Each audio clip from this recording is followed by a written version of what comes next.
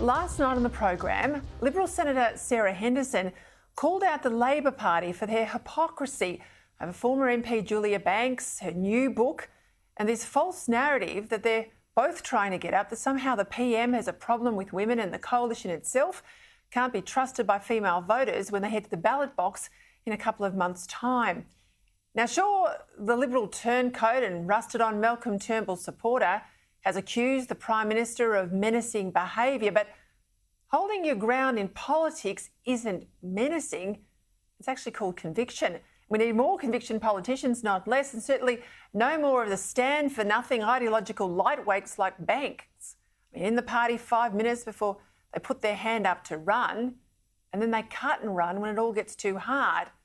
In Banks' case, after the bloke she backed for the leadership lost the ballot in the party room.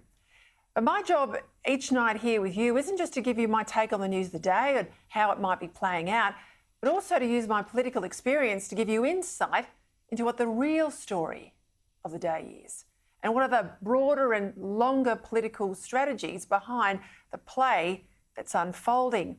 Because with less than 12 months before the next election, nothing happening now on either the Liberal or the Labor Party camps isn't being looked at inside the various machines with the lens of a political election. I'll try and deny it. Let me tell you, that's the truth. That's why the bank stuff and the women's issue matters. Now, there are two immediate problems with Labor's pile-on yesterday and again today about women, the Prime Minister and the Liberal Party. First, it's very selective. And second, it's hard to take Banks at face value. Let's start with the Labor pile-on. Here's a tweet from Labor's leading woman, Tanya Plibersek, calling Banks brave for speaking out over her alleged treatment by Scott Morrison and the Liberal Party. But never mind the hypocrisy. Never mind Labor's own record on women.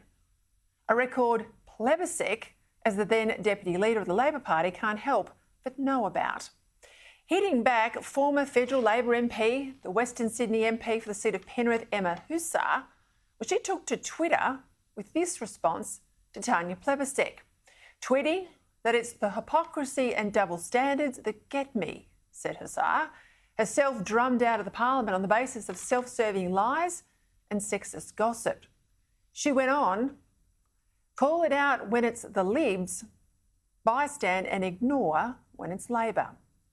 And when Kevin Rudd joined in, saying that sexism within the Morrison government is endemic, it goes all the way to Morrison himself, tweeted Rudd, I couldn't help but be reminded of recent revelations from Adelaide journalist David Pemberthy, and he's no knee-jerk Liberal. Don't forget he's married to former Labor Minister Kate Ellis. Well, Pemberthy reminded people that it was Kevin Rudd who said, and I'll quote, that he would habitually refer to Australia's first female Prime Minister as that I won't say the word, bitch, in obscenity-filled backgrounding calls to journalists and editors trying to tear her down. And it's not just that. I've got a long political memory. It was Rudd, of course, who was accused by Nicola Roxon of having referred to the then Premier Christina Keneally as Bambi, only to have Keneally describe him as a psychopathic narcissist.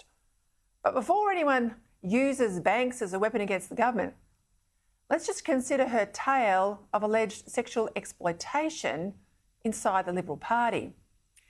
The only actual instance she gives of an unnamed minister allegedly stroking her leg happened on Malcolm Turnbull's watch, not Scott Morrison. It was so serious that it doesn't appear she reported it to Turnbull. She was a mate of Turnbull's, let's not forget. Nor did the other woman she allegedly told about the incident. But why wouldn't a strong and independent woman like Banks, she says she is, she's a member of Parliament, she's obviously protected from defamation if she speaks about things in the chamber, she had a very close relationship, as I said, with Turnbull, why didn't she call it out then and there? If she really was assaulted, as she claims, why didn't she take it to the police rather than to the ABC on a book-selling tour years after the event? And why wouldn't she name the guilty party rather than protecting a sleaze bag while smearing every male Liberal minister. She says she didn't do any of that because she wasn't fearless enough. It's a shame then, isn't it? This ends up with the worst possible outcome for her former party. Either a bad guy is still on the loose in Parliament House, or a whole lot of decent men are implicated with no way for any of them to clear their name. But there's an even bigger problem here, isn't there? And it says much more about the Labor Party than about Scott Morrison. In trying to use so-called women's issues against the PM, Labor is stereotyping women on the basis of our gender. Now, women, sure, no less than men, want people to be treated with respect in the Parliament and everywhere else. But why are we not just as interested in that issue as men as we might be in the economy and national security and how we get our lives back on track after the stop-start existence the premiers have forced on us in the name of fighting COVID? In my view, polling right now would show that any downturn in the women's vote being less about alleged bad behaviour in Parliament House against people who should be able to stand up for themselves, the MPs I'm talking about, not staff. Why wouldn't that polling be less about that and more about the crisis of this pandemic, on the poor vaccine rollout, the job losses in small and home-based businesses so often run by women, on mums getting just angrier by the day trying to juggle work and simultaneously school kids from home?